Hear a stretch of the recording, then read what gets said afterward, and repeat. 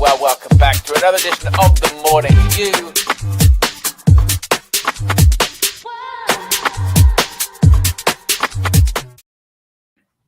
It's happening again. It's happening again. The real problem at Man United seems to be rearing its head. Or in fact, what is the real problem? Because when players leave Man United, this is not a new thing. When players leave Man United, they instantly become better. Rasmus Højlund, brace, Champions League. Scored on his debut as well in the league. Marcus Rashford, 7 GA now. 4 assists, 3 goals. Brilliant last night for Barca. Playing on the opposite flank to Lamine Yamal. Anthony Elanga, man of the match, away in Champions League. You can look at the opposition, but the facts are the facts.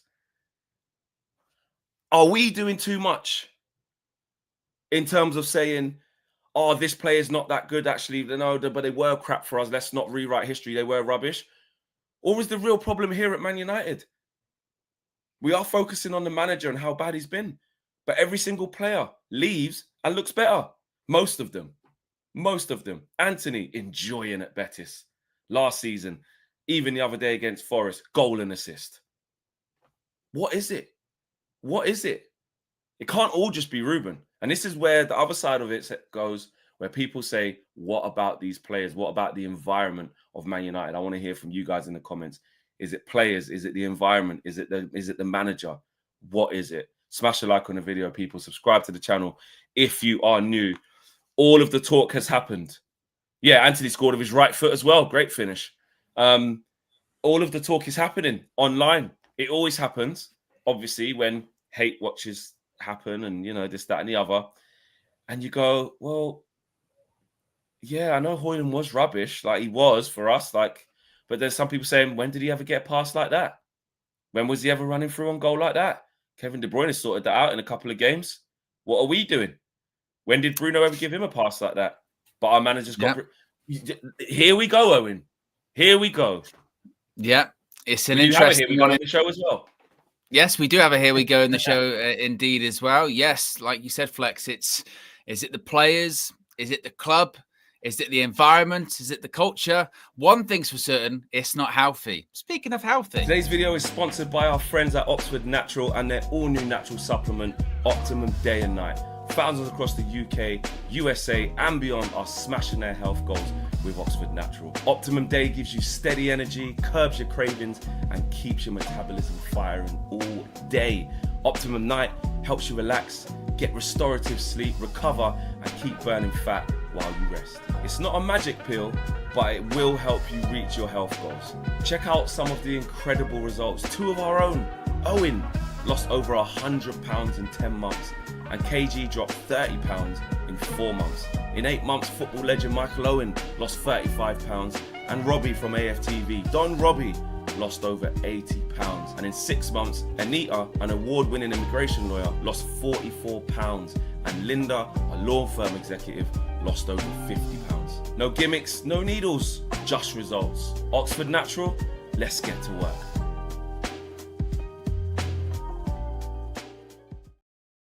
Yes, let's get to work indeed, because like I said, it's not a healthy environment, but you can be healthy. You can. One of you better work that. Some of you better work that. Wow, you know. Well, it's not bad. You're SJ broadcaster, mate. That's what it is. Yes, you can scan the QR code right there on the sidebar. You can subscribe and save up to 70% off. All you got to do is use the code UV. You can get your Optimum Day, which is good for your weight loss goals. You can get your Optimum Night, which is good for your restorative sleep. You can purchase them individually or a combination, a stack, if you will, to supplement your health goals. Links in the video description, as well as all the information. Get optimized today. Optimized. Yes, just like a lot of players get when they leave Manchester United, they get optimized, don't they? They go on Optimum, they go on their journey and they're off. Yeah. Oh my goodness me. Yeah, we got to talk. Another week, another Champions League match day, and more ex-Manchester United players making the headlines for positive reasons. Let's get into it, Flex. Last night, Rasmus Højlund gets his goals for Napoli. Like you said, a brace, player of the match. Of course, he did score goals for Manchester United in the Champions League. Now he's back in the competition. He's pointing to the logo right there. Gets the player of the match with 2 goals. Kevin De Bruyne with some interesting comments on Rasmus Højlund as well. He says, I think Rasmus is growing a lot and is very similar to Haaland. Remember when we had those conversations about, is he similar, isn't he? Those comparisons. They both like to attack the depth. Højlund comes to play the ball towards us more. He needs to attack the space a lot because he can score and give us a big hand, which is quite interesting. Maybe saying that Højlund, again, it's managerial instruction. That's the difference. Tactics, this, that, and the other. That's of course, exactly Marcus Rashford, last week, he got player of the match against Newcastle, got his 2 goals. Last night, he gets an assist. Has been, putting some impressive performances for Barcelona. Last night, Anthony Elanga with the player of the match. My son! For Newcastle. It really was. It has been, these Champions League match days have just been sort of an exercise in maybe, life might be better for you if you leave Manchester United, which is when we get into this big conversation, right? And as is always the case, Flex, it's never one specific particular thing, but there is something going on there, isn't there? There's enough evidence to suggest that there is a correlation between leaving Manchester United and your performances improving or having a better environment to succeeding, having a better platform to succeed on. Whether it be because, the pressure, the scrutiny at Manchester United, even very talented players can crumble under that. Whether it's the structure at Manchester United from executive ownership level down, it's so chaotic that it doesn't help a player succeed.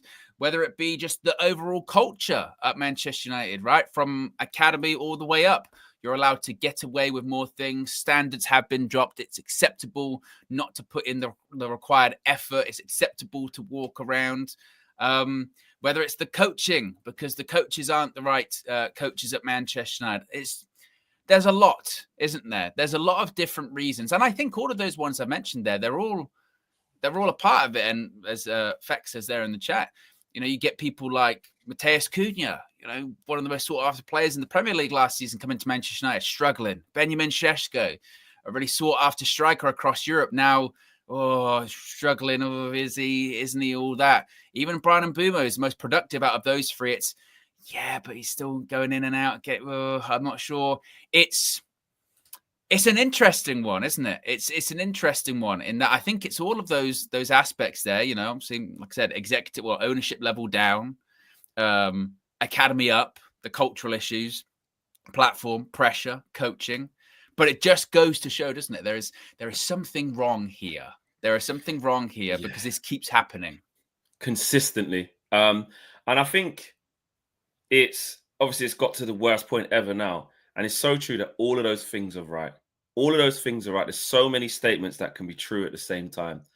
The fact is that when we were looking at these players play for our club, 100% they were way off it. Like, they weren't performing. They weren't good enough. Their confidence went as well, because that's a common theme. The confidence goes from these players, all of them, from Rashford to Rasmus, to Anthony, to Elanga, to whoever it may be, to Scott McTominay. Actually, to be fair to him, right up until he left, he was still coming off the bench and actually doing well in a position that was decent for him. Yeah. But played in a position that really wasn't his position for most of his Man United career. All right. So it's down to squad building as well. It's down to the way we build our squads and the managers we get to coincide with building said squad. And then you get managers that fall into a trap of not building a very successful squad and the methods don't work. Then the players and the team's unbalanced because the players are not just in the wrong positions, but the team doesn't play very well as a whole unit. So they just become null and void. You look at someone like Rasmus. I'm not surprised to see him score a few goals at Napoli. I'm not. Like, it doesn't mean he's the best thing since sliced bread. It doesn't necessarily mean we shouldn't have sold him or let him move on. But it also does show that it wasn't all just him being this terrible footballer who can't do anything. And that's what we were saying. I certainly was saying it. Like, he'll go and do well. I know I was a bit over the top when I was that day when they went and I was putting them comments in saying it'd be top 5 scorers in the league or top 7 or some shit like that. But I'm messing about. But overall, like, I know that, like, he's going to get chances in that league. He's going to play on a team that's settled with a good manager who knows what he's doing. With champions. Players, and they're champions, right? They're champions. Yeah. He will get chances. And like Kevin De Bruyne is saying it straight there, like he just needs to focus on kind of running into the space more. Like, don't really come towards us. That's the wrestle. Yeah, exactly. And what happened when he was playing for us? Not once, I say not once, very rarely was he in attacking situations, bearing down on the goal, 1v1, get your shot off Rasmus. In his first season, when he was scoring those goals, those were the goals he was scoring. Yeah. Those were, and that's why I was always saying in the first season, we went, well, this guy scored 16 in all comps. In a condensed period, he struggled at the beginning, struggled a bit at the end, but he scored 16 in all comps. And we went, something to work with there. Something to work with. He needs help. Go and get an experienced striker. Go and get another top striker. Help him out. But what did we do? We failed him. We came back with Joshua Zirkzee. He's not even a striker. And then all the other stuff happened. Then his confidence just got absolutely shot. Then it turns into he's just the worst thing since sliced bread. Worst signing we've ever had. Worst striker I've ever seen. And now he's playing with Kevin De Bruyne and Scott McTominay. Guess what? He doesn't look like the worst striker we've ever seen again. And he's getting those chances. So I think that all of it's true. I think it's so true that the environment at Man United is corrosive, bro. It is. Like, it eats into players. Yes, and I don't mean just the pressure of playing for Man United. Don't like misconstrue what I'm saying. There's that's like the badge is too heavy. Badge is too heavy. You're just not up to the task. And then there's, nah, man, like it's fundamentally broken here. So if you look at it now, Ruben is part of some of it because his system doesn't get the best out of anyone. Then you look at the players that have been brought in under previous managers and the quality and how they've all been put together. It just hasn't worked because it hasn't been put together. It's not just the pressure. It's not because, last time I checked, Napoli is a big football club. Last time I checked, Barcelona is a massive football club. Playing with Lamine Yamal and Pedri and bloody Dani Olmo and De Jong and Lewandowski. Last time I checked, that's pressure. Playing for Barcelona is massive pressure, equal to / greater than Man United at this current moment. So Rashford's fine all of a sudden. And it isn't just because he's just choosing to just do that now. It isn't just that. Some of it is like, when things were going tough, you were walking and you were this. But the environment does matter. We can't act like it doesn't. And our environment's awful. And you can see people just leaving, they're free. Like I said, it doesn't change that. It's not like, okay, Højlund scored a couple of goals in the Champions League now, and it's like, we should have never loaned him out or anything like that. Two things can be true at the same time. You know what I mean? These things can be true at the same time. So with Højlund, still the right call to loan him out if they didn't think that he was the right guy, couldn't play in the system, was struggling with the pressure at Manchester United, whatever it made, loss of confidence, that can still be true. So it's not to say that this is a revision of, he's always been amazing, he's always been good, so it's just on Manchester United. No, but there is something clearly with players not being able to succeed at Manchester United because, again, like the platform that they're being given isn't the right one. The scrutiny from the press, from the fans, we hold a part in this as well. I think in the sense of we've seen it. If someone comes in and does a couple of good performances, again, we've got such a messiah complex where we need someone to save us, don't we? We're desperate for someone to save us and someone to latch onto, and we do. And then when they drop off, then we treat them horrifically, don't we? And say, you're fucking crap. You're exactly. This, you're that.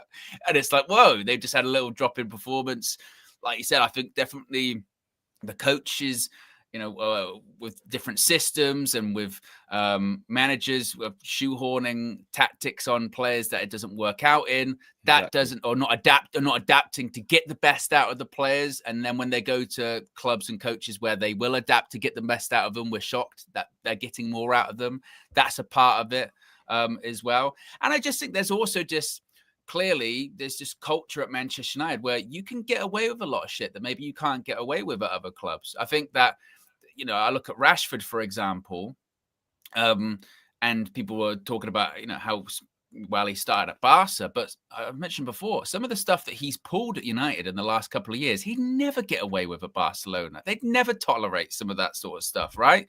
But it is accepted at Manchester United, right? There is this sort of, Okay, fine. So there's lots of different issues at Man United, and that's not to say, because when you focus on all of these different issues, you go, see, well, how is then Ruben supposed to succeed, right? It's not to say that gives people that aren't doing what they're supposed to be doing, they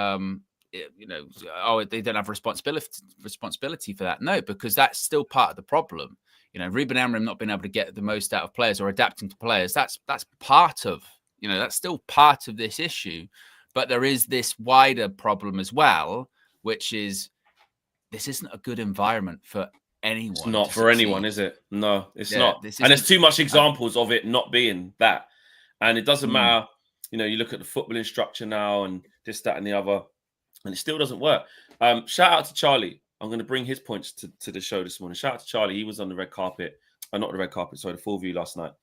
And he made some really, really good points that I really agreed with. I wanted to share it with you guys if you didn't see it. And he was basically saying the squad isn't as good as we think it is.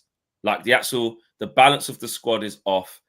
The summer window that we had, he thinks it's an awful window in terms of what we needed versus what we came out with versus the planning of it. Not necessarily because the 3 players we bought aren't good, take out Sonny Lomans, but not necessarily because they're not good, but because of the way it's been constructed for the actual needs and demands of what we want. And he basically said that, well, we needed midfield. Well, what we done with the attack, we should have done with the midfield. Like the midfield, is so bad. It's a big issue. He was saying that even if we went to a 4-3-3, I was sort of pushing back saying, well, we have 2 right wingers then in Ahmad and Mbumo. And he goes, yeah, that's true. But we have no left wingers. Like people talk about Cunha sort of just you shoehorn him in basically to left wing. But he's essentially another Bruno. They do it in different ways, but they're Mavericks. They want the ball. They want to make things happen. They create in different ways, but they have to play centrally. And that's a fair point. We would just, if we went to 4-3-3 tomorrow, we'd shoehorn him into left wing because he's just clever enough to play there until you get another summer. Then you got to go and get wingers again. But, he was basically saying that bringing in him when you need a midfielder or 2 10s when you need a midfielder, and that's the succession plan for Bruno, which we have spoken about before, just doesn't make any sense. And he said that he was like, well, we've got some okay players, like Mazraoui's okay. De Ligt, he was like, he doesn't raise the standard massively. He was saying like he's good, he's okay, but he doesn't think he's as good as what everyone's been saying he has been. He's like, Dorgu isn't it? He's the one getting most of the ball in the attacking areas, and he just can't do it. So that's not good, is it? It's not a good buy. Obviously in midfield, obviously we know his feelings on Ugarte, but his point was that there's this thing that he says that the manager's going to get sacked. Like he was in agreement of that. That's over. But the way that he said his biggest issue is actually Ineos, and he's frightened. Like they haven't really got a clue what they're doing, the way they're constructing this squad, the way they have done it. And there's this big shift now. I say shift. Some people have stuck with that. That are we in safe hands here? Like, what's the plan in here? Because we all kind of said it was a good window and it made sense. Or a lot of people. But this is the point, isn't it? Is that so? There he's saying, well, actually, maybe the squad isn't as good as we think it is. But when they go to other clubs, they are as good as we think they are. You know what I mean? So I don't know. I mean, it's not to say that, that group of players, they're actually really, really good. They're just being completely held back by the coaching and by the formation and by the way the club's structured. But we've just seen that we're saying like, okay, Rasmus Højlund is going to Napoli in a better environment, a better team, in a better coach side, with more of a game plan. And he is doing okay. Marcus Rashford the same at Barcelona. So I don't know if it's necessarily the fact that, actually those players are just not as good as we think they are. I think maybe they're a little bit below that, but they're definitely not 14th or 15th in the Premier League. And he did say that. No, sorry, I forgot to add the context, to be fair to Charlie. He did say this squad is good enough to get to, European places and stuff. But he goes, it's not good enough to like get in the top 4 or challenge for higher. And I don't think anyone thinks it is really. Maybe. If we had a good manager, you go on a good run, he gets the maximum out of it. You might be able to get a run at top 4 because the league quality of the league's not the best. Like, everyone can beat everyone. Yeah, but, and again, you can come up with solutions. This is the other part of it. Even Ruud van Nistelrooy. It's not to say that Ruud van Nistelrooy is an amazing manager. I mean, he barely won when he was at Leicester. But even he saw when he was in for that interim spell of didn't just lose every game. Midfield's a bit shit. Right? I'll just put Casemiro, Ugarte. I'll play 4-4-2. I'll just keep it really compact. It won't be nice to watch. The matches will be the shits, but we won't lose those games. Did we win back-to-back games in that period? I think we did. I don't Chelsea we drew against because we drew with Chelsea, but he didn't lose. Ruud didn't lose during that period of time. I think, what was it? Oh, he had 1 cup game, 1 Prem. How many games did he have? 4 or 3? I want to say it was 3 in it. I think it was 1 Carabao Cup. We beat Leicester, then we beat Leicester in the league, and then we drew against Chelsea. I think it was 3 games. Yeah, well, he definitely, like I say, definitely didn't lose, did he? It was 4. Oh, was there a European game? Did we beat like Bodo Glimt or something? Weren't there? So we had Chelsea, Leicester. Oh yeah, there was Leicester and Carabao, Leicester in league, and also someone we beat 2-0 in the game in the Europa League. Yeah, there you go. Yeah, Pauk, yeah. That's what. But then we were playing shit in that, and then Ahmad went, right, forget this. I'm going to do a madness. Like I said, they weren't pretty necessarily games, but even he had enough. We'll just go, all right. Let's just, when you've got, this is the other part of it, isn't it? This whole like, oh, you don't have the perfect team, or you don't have the exact players to do what you want to do. A lot of managers don't get that. Like, they don't. A lot of managers go, okay, it's not ideal, it's not how I would want to do it, but I've got to get the most out of these group of players. And that would be that is the thing where I do push back on, is that yes, we're talking about there's lots of wider issues at Manchester United, and the scrutiny from the media, the scrutiny from the fans. And I genuinely, I don't know how to fix that aspect of it. Like, there's nothing we can do about the media. They're going to heavily scrutinize stuff. That's just all they're going to do. From the fans' perspective, I mean, we can sit here and be like, oh, give players a break, or don't, overrate them, or don't push too hard. But it's Man United. It comes with the territory, doesn't it? It just is what it is.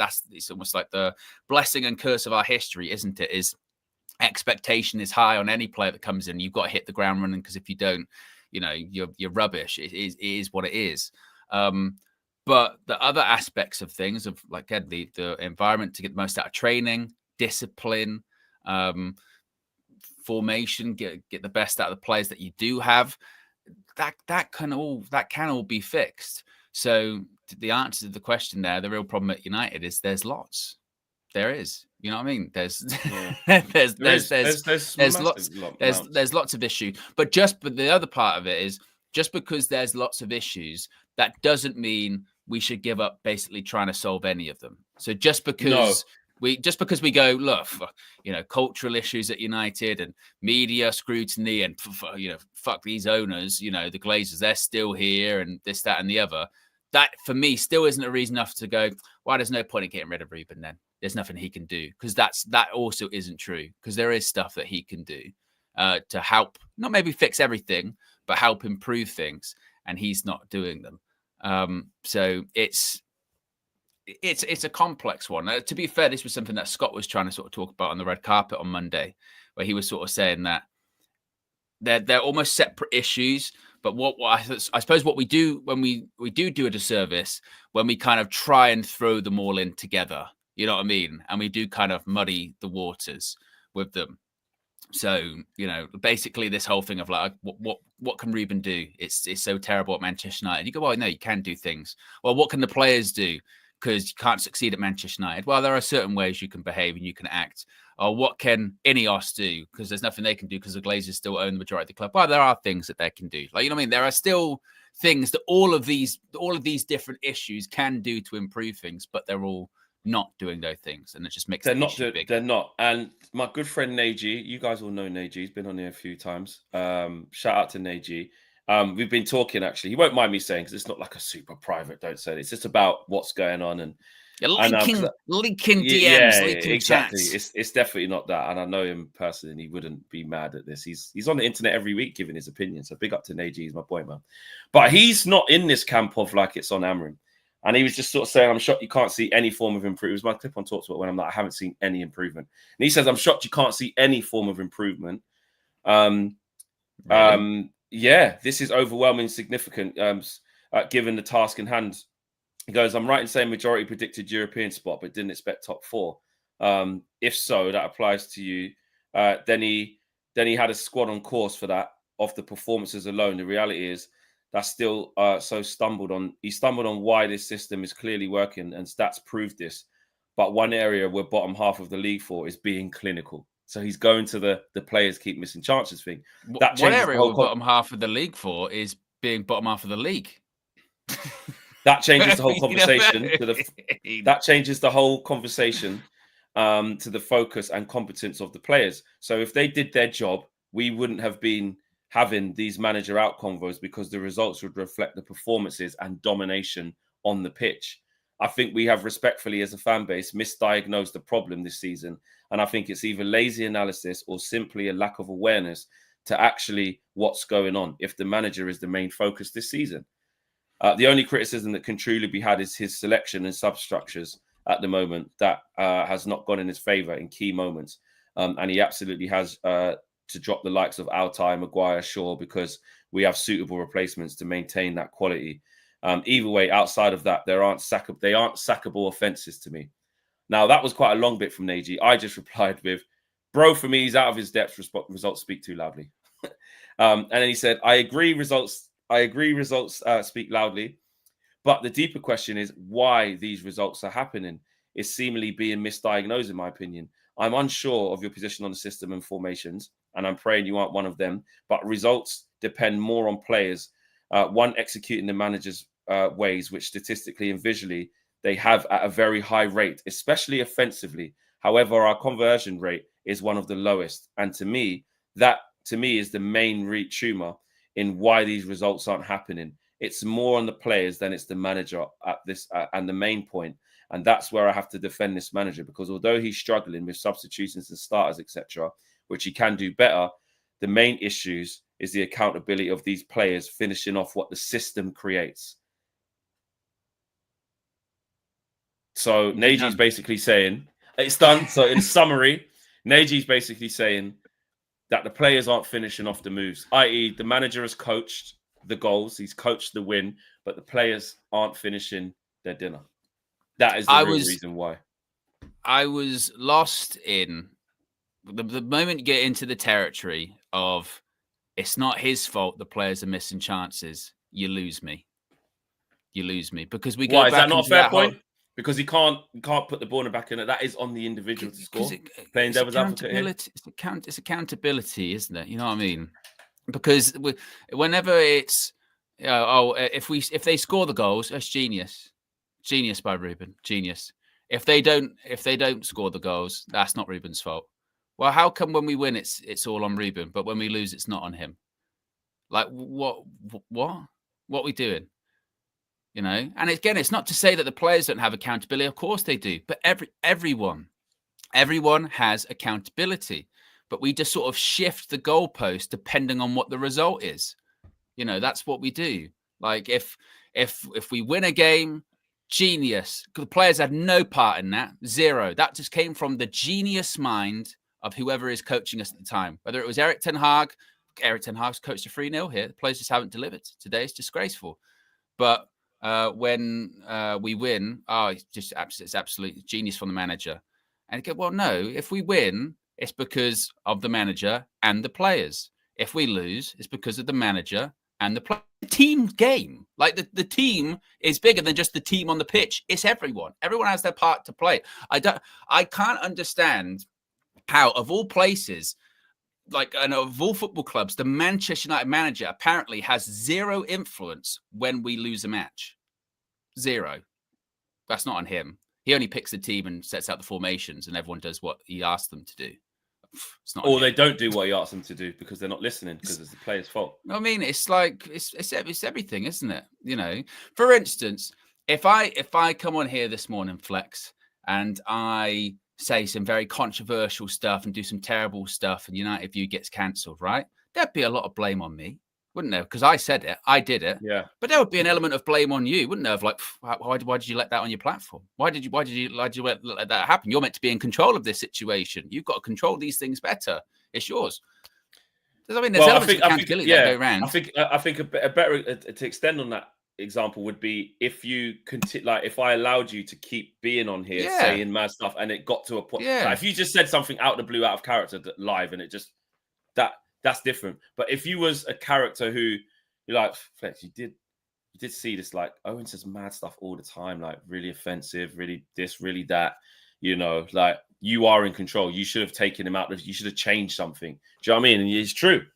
It's true. Because we're not talking about one game where you know what I mean? This is bullshit. Kristen, with all due respect, that is bullshit. Not one person, even myself, have congratulated Amorim on a win. It's 11 puts. You're telling me no one has ever gone, congratulations, Ruben Amorim, for winning today. Like, come on. I tell you what actually is true.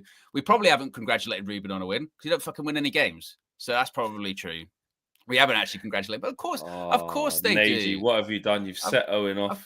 Of course they do. Of course they do. Of course they do. Congratulate Ruben on a win. I've done it, right? I've done it. When we beat Burnley, I said I'm glad for Ruben because he earned that one today because it you know, in the first half we should have scored the goal, should have been home and hosed, absolutely.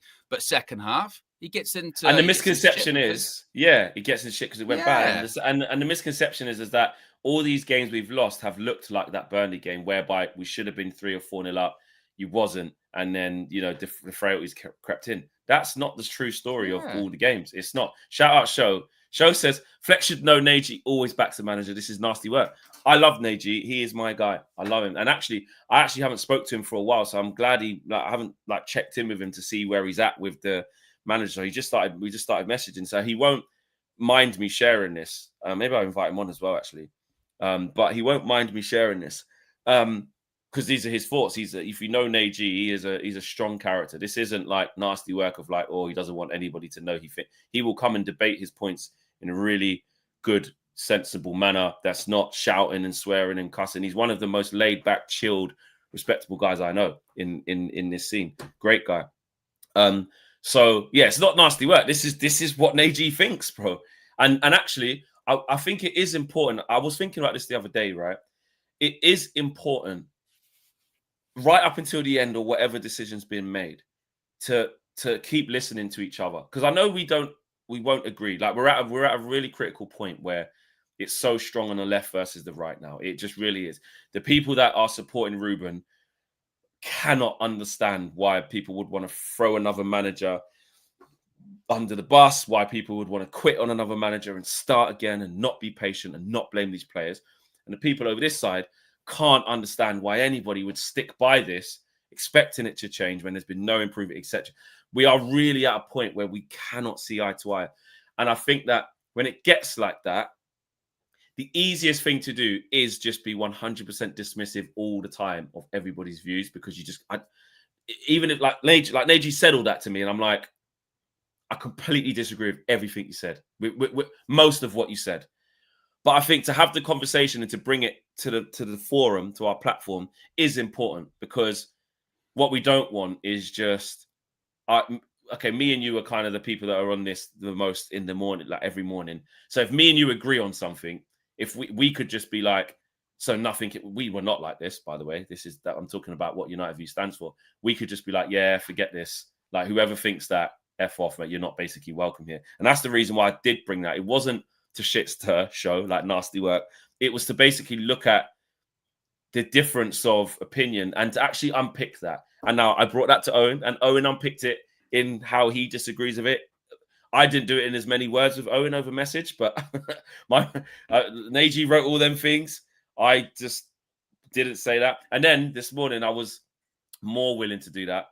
And I said, this players and chances thing to me is not it.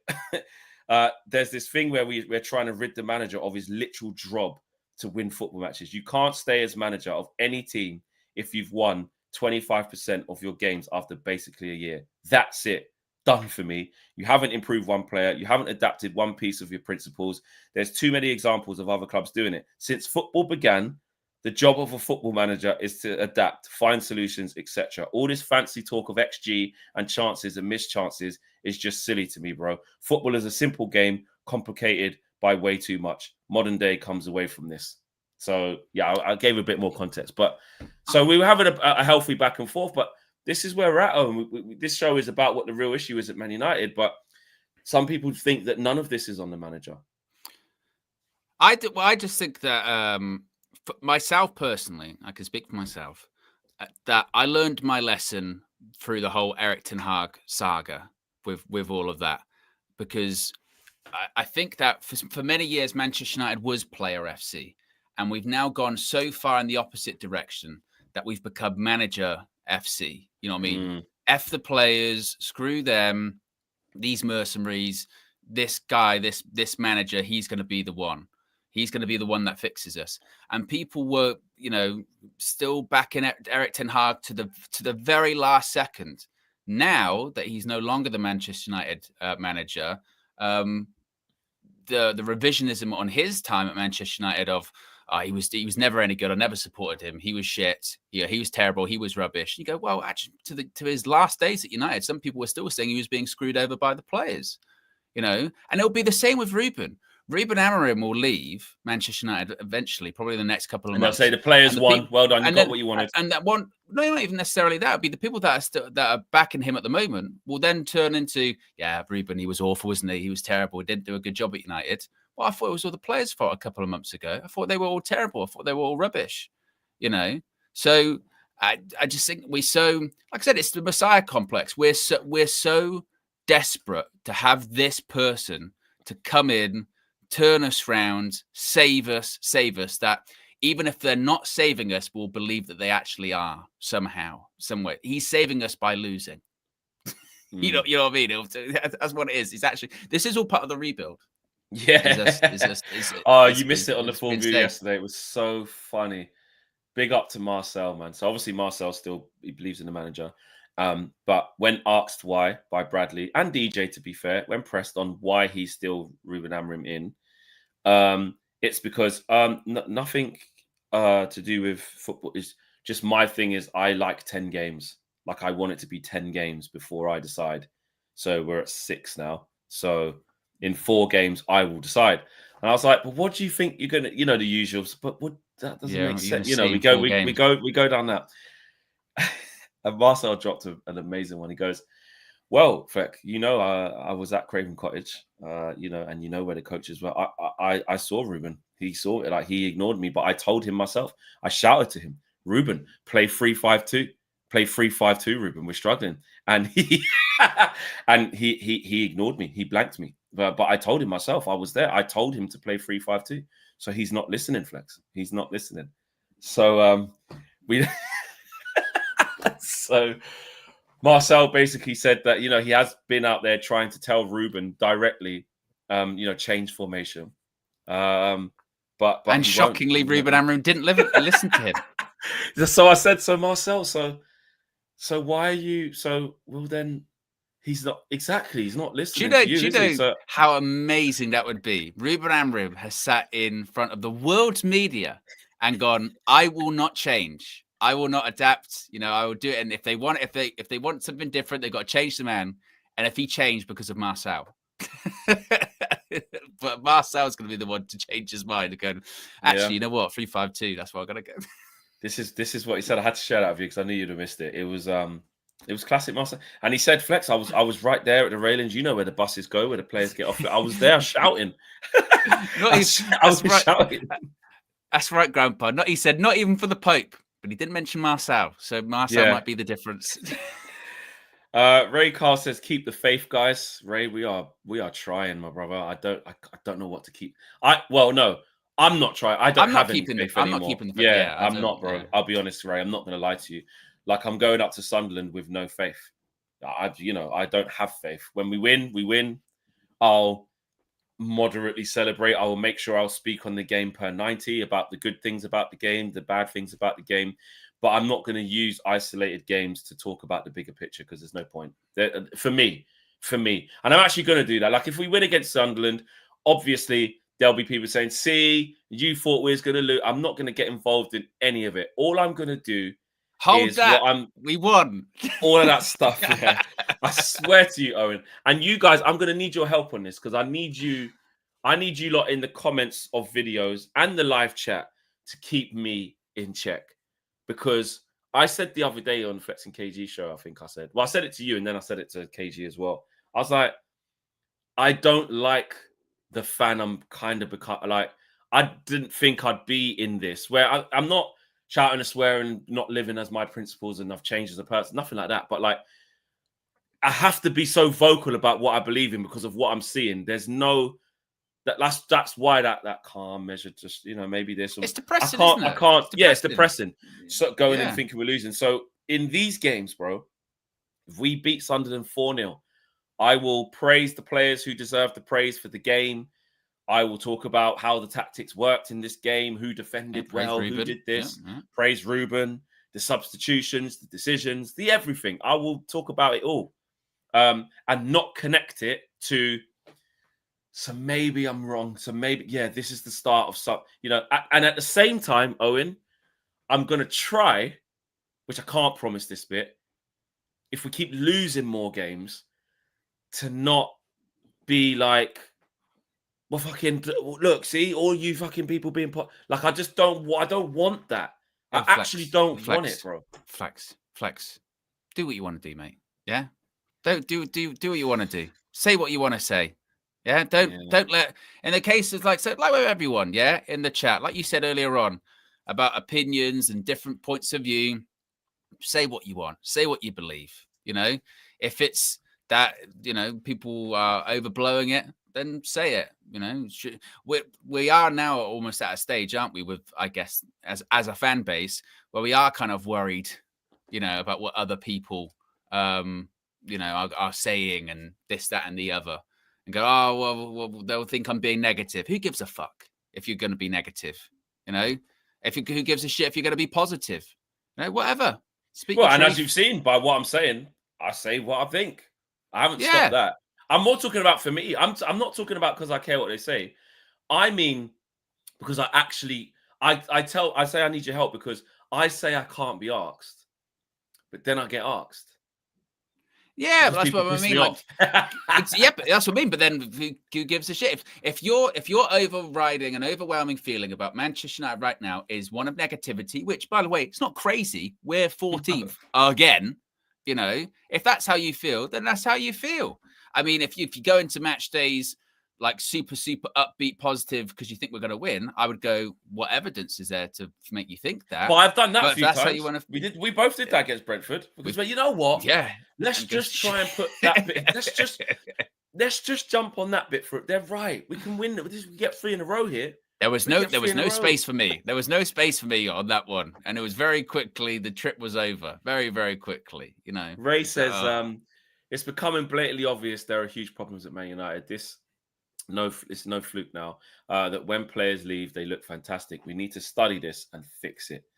M. Sati says it's a combination of things: management, coaching, toxic fans, and English media. I want to actually hold that for because I want to talk about fans and media and our role in it.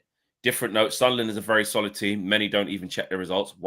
We Owen certainly have, and we've said many times, this is not an easy game. This isn't your traditional, they've just come up. Thank God we need that little reset. Newly promoted team, be a bit overawed by the occasion, coming to Old Trafford, need that. No, this ain't that. They're a good team. Back to the first day of the season. That's why I got my final one standing. Yeah, exactly. Good team. Tab says, watching Champions League over the last 2 days made me realise football's fallen off a lot. I took the Ronaldo Messi era for granted. I ain't the same. It ain't the same. Without them. Yeah, I mean, listen, football's different now. Lamine Yamal was exceptional. Some of the things he was doing yesterday was a joke. But football has changed, man. They did lose. Won that game, and they had none of their good players playing. None of the good players. And I said, you know what? But Barcelona's defending was shocking. They can't defend that high, consistently with the problems that they had. They kept turning the ball over. Again, mouthwatering going forward with obviously the likes of Lamine, and you've got Pedri's incredible, and Ferran Torres has been quite good as well. Obviously, Rashford's in there now. De Jong's top, but in transition and defensively, you can't win a Champions League defending like that. They're going to be nowhere near it if they keep defending like that. Hansi Flick's putting his hair out on the sidelines. But PSG, like you said, they were in periods where they weren't looking great, and then they just click into gear. Like Nuno, the left back's amazing. You know, Hakimi's top. Yeah, and some of the youngsters up front that I didn't even know. Like some of these young kids, I was thinking, oh, they ain't got Kvaratskhelia, they haven't got Dembele. That's going to be a bit, Doué's not playing. I was like, not really sure about this.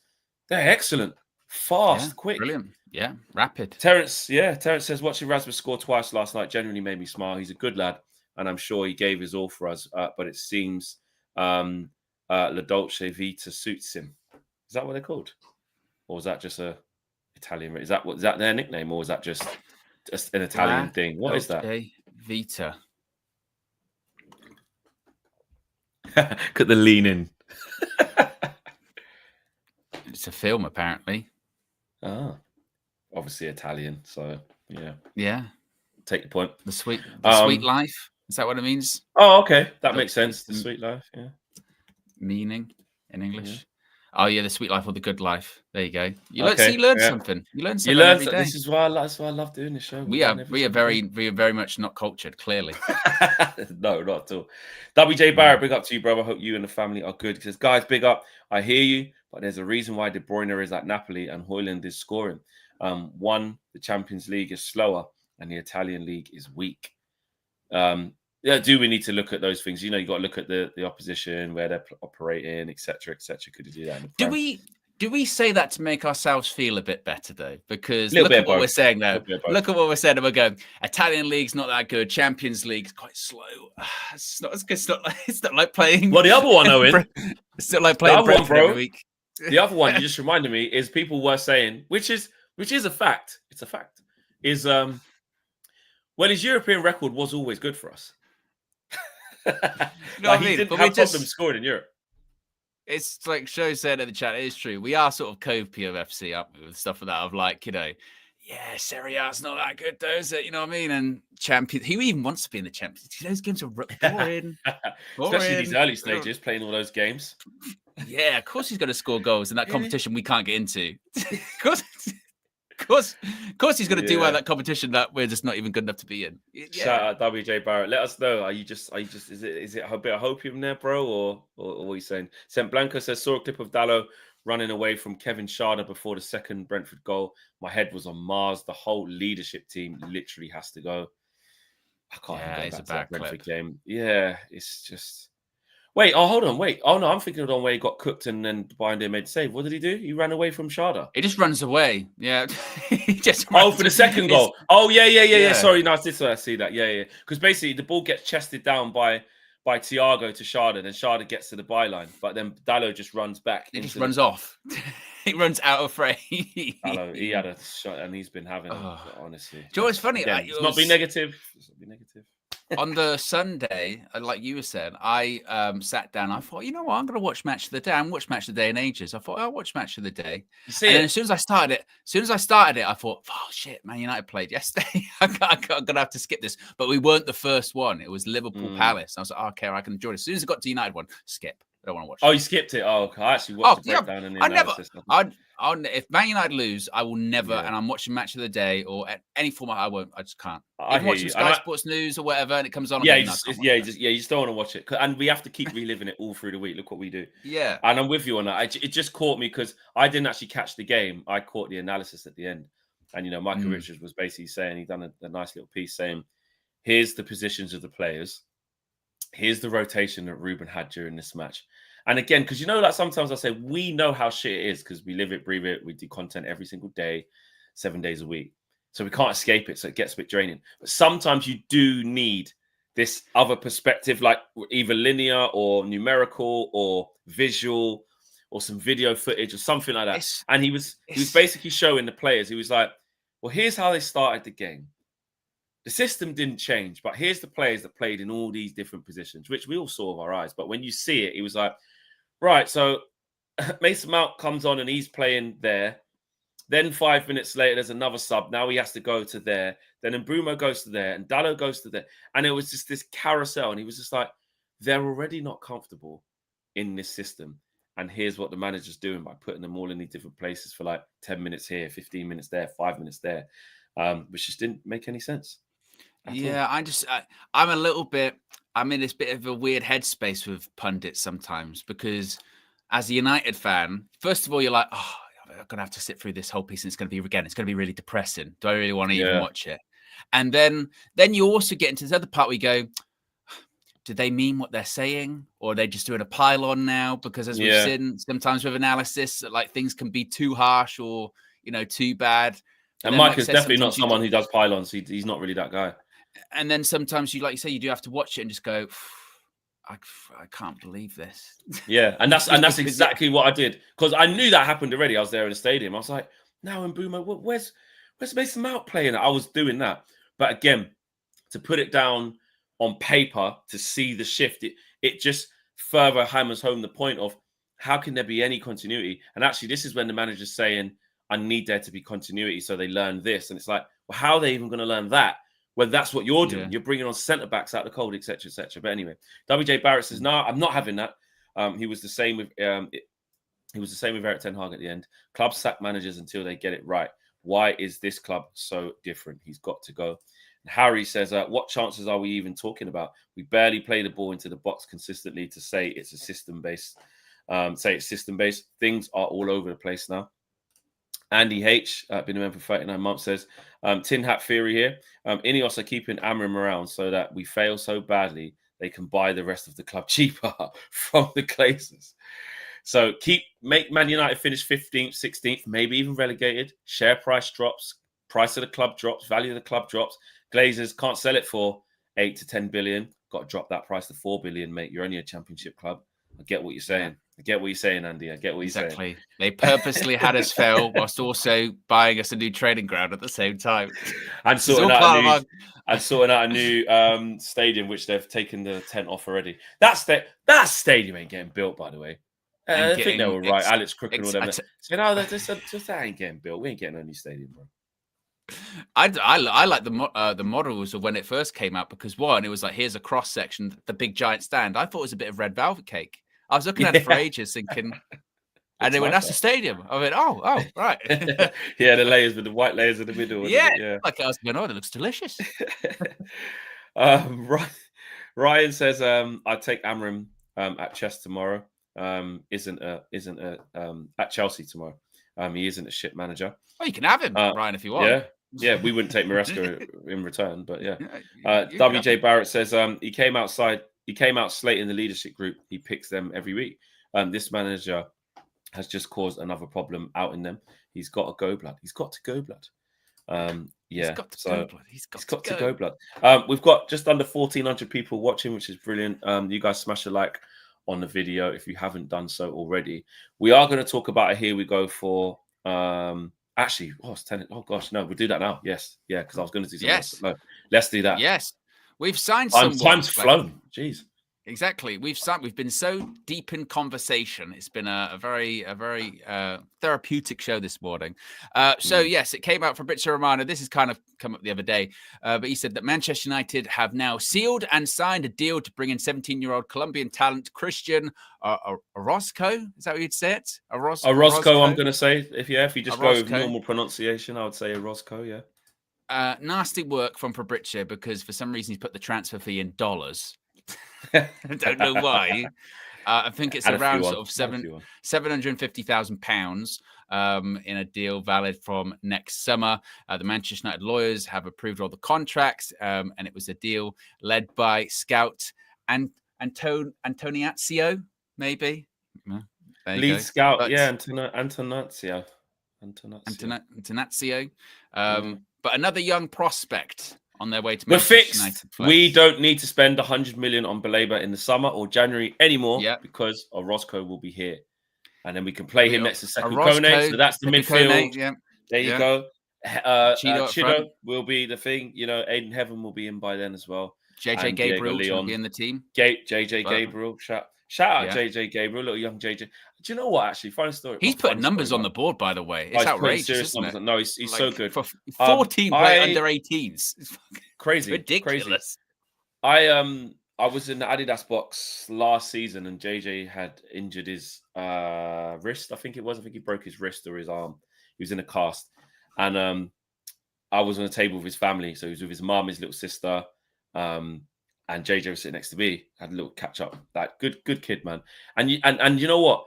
You just remember what a kid he is. You know what he was doing with his little sister, which is what normal kids should be doing.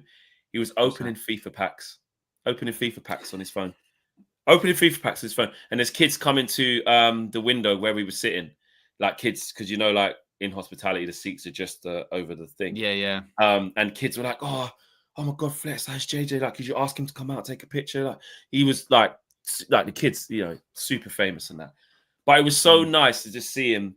We had like a steak and chips. It was the dinner, and he's eating his steak, and he's like, "Mom, can I just get a bit of salt?" And I used to go to his sister. Look, I just got. I can't remember what play it was. I've just got this card. I was looking at him, and going, "You're just a kid." And I look at him from that was only last year to now, and it's scary, man. It's really, really scary. So, big up to JJ and his family. They do a really good job. I was talking to his mum as well. They do a really good job of like just keeping that normal family life, But this kid's, he's sponsored by Nike, in the Adidas biggest box. deal for a 14-year-old. Yeah, biggest deal for a 14-year-old. And I've seen what it's like. Like I said, my cousin is going through the same thing. My little cousin, Asher Hells, he's at Chelsea. He's in the under-13s now. He's sponsored by Nike. He's one of the best players in the age group. He's taking the mick out of all the players. And I'm like, is there still such a long way to go to actually make it? One of my friend's boys, Luca Williams-Barnett. I know his dad really well. He's just made his debut for Spurs. And I've seen him since he was a little kid. Coming to our Saturday league games when he's just on the sideline watching us play football, and you see how good he was then as a 5-year-old. And you see now, it just shows you what has to go into actually making it. So, yeah, crazy. But absolutely. And there's still no guarantee they actually will. Do you know what I mean? There's still so much more to go. Yeah, exactly. But I thought I'd share that. But Roscoe, listen, we've improved ourselves in that area, haven't we? Of going to find. It's almost like they heard my literal plea. I was like, why can't we go to South America and get the next Caicedo for 100 grand or £1 million or 4 million or this, that, and the other? Where's ours? And they're starting to do it. It's starting to do it. And it's just one of those ones now, isn't it? Where it's another one where it would feel so much better if we were doing well. You know what I mean? If we were doing really well and we were like, we're getting all these young players, it'd be amazing. But you already almost feel like there's an element of pressure on them of like, so when they're going to come through? When are they going to come through? Because we need players. Because we need these players, So yeah, if only they were sort of coming into something a little bit successful. But you got to start somewhere, don't you? And hopefully a couple of years' time we'll be like, look at all of these amazing players we've got coming through. Or at least if even half of them or a quarter of them got like reached first team and were good, then we'd be laughing. You know what I mean? Because you've made some really good signings for not a lot of money. So if they can turn into top players, let's look in with keen eyes in the next 2 to 3 years of what happens with these players. Grandpa just finished off as Flex EAFC 26. Yes, it has been purchased. Shout out Minna for the hookup. Actually, so when I say loosely purchased is the wrong word.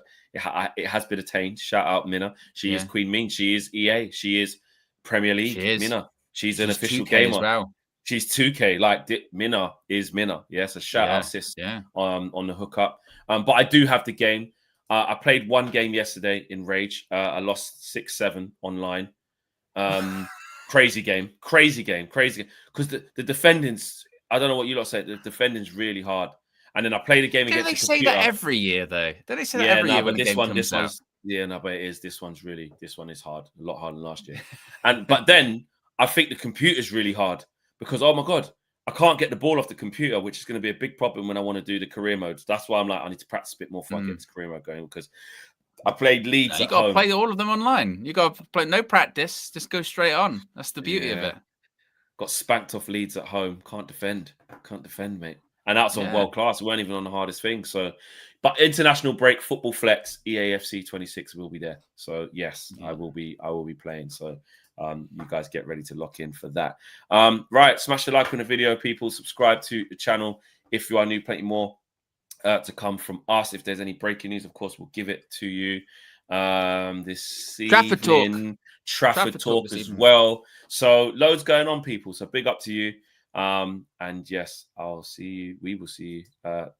Owen will see you later on this evening. And With I'll see James, you yes. tomorrow morning with James. Exactly. Take care, people. We're out. Peace.